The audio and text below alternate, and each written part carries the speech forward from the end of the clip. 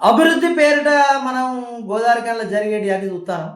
వాస్తవానికి ఏంటంటే ఈడ రామగుండం లోపల అభివృద్ధి జరుగుతుందా వినాశనం అనేది అనుకున్న ముచ్చటనే. అయితే ఇప్పుడు మనం ఏం జరిగింది అనేది వీడియోలో చూస్తే అందరికి కూడా తెలిసిపోతుంది, మనం చెప్పాల్సిన అవసరం లేదు. వాస్తవానికి అధికార పార్టీకి చెందినటువంటి వాళ్ళు ఇట్లా అంటే వాళ్ళ అధికారుల లేకపోతే కార్పొరేటర్ కాదు, ఒకవైపు మున్సిపల్ అధికారి కాదు, మరి ఎట్లాంటి అధికారం ఉందని ఇట్లా ఒకళ్ళ మీదకి దౌర్జన్యంగా పోయి చేయాల్సిన అవసరమే ఉంది. గతం లోపల రేడియం సీన్ అట్లనే బెదిరించారు, తర్వాత మన అశోక్ అన్నను కూడా అట్లే బెదిరించారు, తర్వాత ఇలా పానాక మల్లేష్. అంటే ప్రతి నిత్యం కూడా ఎవరో ఒకరిని బెదిరించుడు ఇట్లా దౌర్జన్యానికి పాల్పడు కరెక్టేనా అని చెప్పేసి ప్రజలు అనుకుంటారు, బయటికి రావడానికి కూడా భయపడతారు. కనీసం మనం వార్త పెడితే కూడా లైక్ కొట్టడానికి కూడా అన్నా నేను లైక్ కొడితే వెనుక ఏం బెదిరిస్తారో ఏం చేస్తారో అన్న భయం ఉందన్నా అని చెప్పి కలిసే వాళ్ళు చాలామంది ఉన్నారు. మరి ఇట్లాంటి దుశ్చర్యలకు పాల్పడకుండా రామగుండాన్ని ఏం చేద్దాం అనుకుంటారు?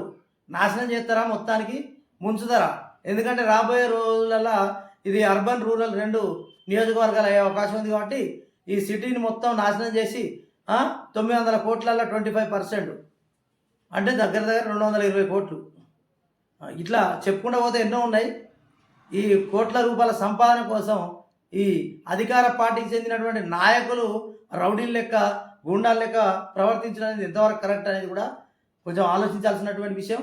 ప్రజలు మేలుకునే అవకాశం ఉన్నా కూడా భయపడుతున్నారు, చెప్తున్నారు అన్నా నీ వీడియో చూస్తాం కానీ లైక్ కొట్టాలంటే భయం అవుతుంది, కామెంట్ చేద్దామంటే భయం అవుతుంది అంటారు. ఎందుకంటే వాళ్ళకు కిక్కు బాగా వస్తుందట, ఇట్లా తిట్టినా కూడా కిక్కు బాగా వచ్చి ఇంకా అభివృద్ధి ఎక్కువ చేస్తా అని అభివృద్ధికి బదులు కూలగొడతారు. కూలగొడితే ఒక్కసారి వాని కుటుంబం ఏమవుతుంది అనేది ఒక్కసారి ఆలోచించాల్సినటువంటి అవసరం అనేది లేదా? ఒక్కసారి మీరు కూడా ప్రజలు కూడా ఆలోచించండి. మీ ఊరంతా ఒక లక్ష్మీనగరు ఈ కూలిపోతే ఏమవుతుంది అని మీరు కూడా సంబరంగా ఉంటారు కావచ్చు, రోడ్లు వెడల్పు అయితే అని. కానీ రోడ్లు వెడల్పు అనేది ఎంత మేరకు కావాలి? దానికి ఒక పద్ధతి, దానికి ఒక ప్రణాళిక అవన్నీ ఉన్నాయా? దౌర్జన్యంగా కూలగొడతారా? అంటే 7 వరకు ఎన్ని ఫీట్లు జరగాలో అన్ని ఫీట్లు జరుగుతారు వాళ్ళు. అంతకు మించి కూడా ప్రైవేట్ వెహికల్స్ పెట్టి కూలగొట్టుడు ఎక్కడిది? ఇవాళ కూలగొట్టిన ప్రొక్లైన్ ఎక్కడిది?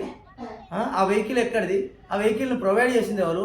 ఈ దౌర్జన్యం చేయించింది ఎవరు అనేది వీడియోలో మీరే చూడండి, తెలుస్తుంది. వీడియోలో చూసినాక దమ్మున్న లెవెల్ ఒక మెసేజ్ ఒక లైక్ కొట్టుంది చూద్దాం.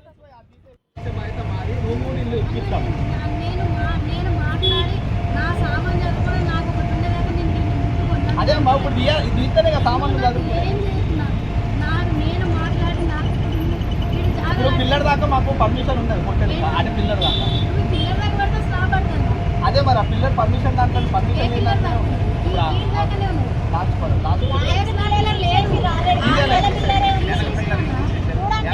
ముందు తీసారు, ఒక పిల్లర్ మీదే ఉంది. ఏ పిల్లర్? అది పిల్లరే, మధ్యలో ఒకటే పిల్లర్ ఉంది, 2 పిల్లర్లు ఉంది. ఇంకా ఏది ముట్టుకున్నా మొత్తం కింద పడిపోయింది.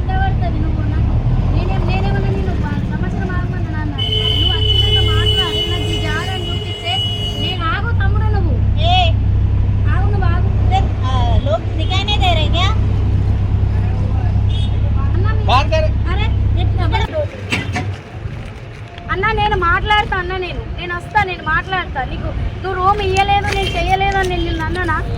చెప్పు, నేనేమన్నా అన్నాను అనుకుంటే వేరే, నేనేం మాట్లాడలేదు. నేనేమన్నా అంటే నేను ఈ లొల్లి పెట్టినా నువ్వు చేస్తేమన్నాను. మనం వచ్చినాక మాట్లాడదామంటే వచ్చేదానికి అవుతాయా? డెవలప్మెంట్ వర్క్స్ అన్నీ అవుతాయా? వాళ్ళు టౌన్ ప్లానింగ్ వాళ్ళు పర్మిషన్ ఉందన్న, ఇప్పుడే అన్న వాళ్ళు వచ్చి ఏం చెప్పారు? 13, 10 ఇటు 13 మీరు అటు 10 నువ్వు కొలుసుకో.